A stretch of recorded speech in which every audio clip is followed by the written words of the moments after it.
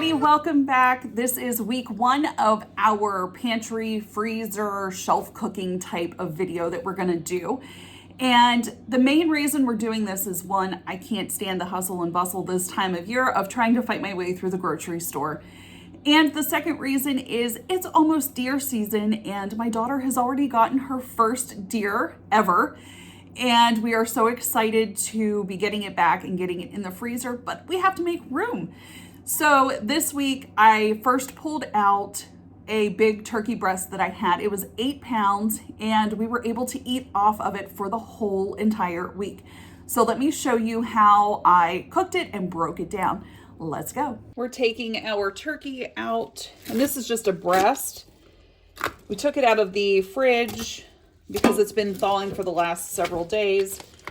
And we are going to put it in our roaster pan and have it for supper. Take your hands under the skin and try and separate the skin from the breast itself. Don't puncture the skin. Now, it does have a cavity. So before we start slathering butter on, we're going to shove onion and lemon into this cavity.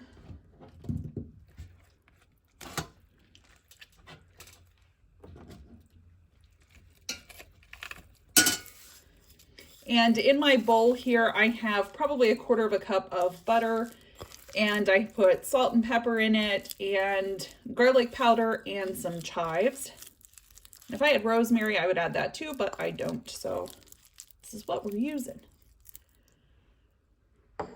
Take a handful of that and rub it in under the skin and on the breast meat itself. Get it in there real good. We're going to flip this over and put some in on that side too.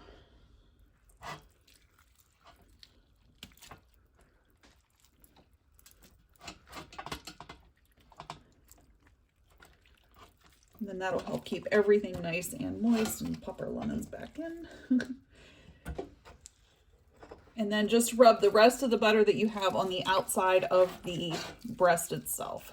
We're putting this in the oven to start at 450 degrees. We're gonna put them in there for 15 minutes and then lower that heat down to 325. And we're gonna keep it in there for probably 2 hours, and we'll check the temp at that time.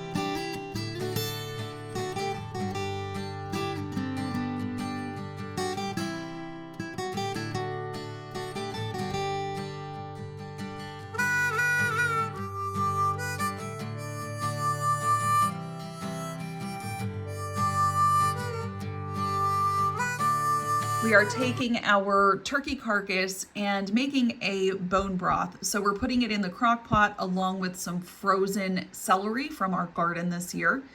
And along with that, we are adding in a twig of lemongrass, some carrots, a couple bay leaves, and then you want to add in some spices. So we're going to add some peppercorns to this, not a whole lot. We don't want it overly spicy.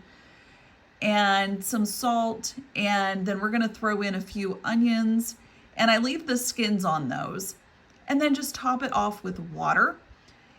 And what we're going to do next is add in just a few tablespoons of some apple cider vinegar. And trust me, you're not going to be able to taste that in the end product.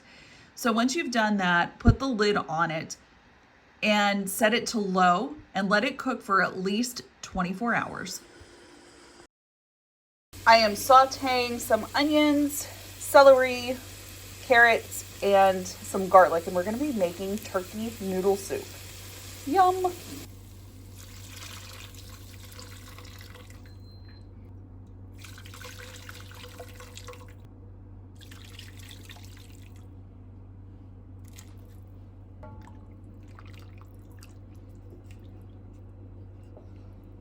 using the egg noodles I bought at Sam's. We're going to use a couple handfuls to put in our soup. And we are going to have a ton of these noodles left to use over the next couple weeks. Nice bowl of turkey noodle soup along with some biscuits topped with butter.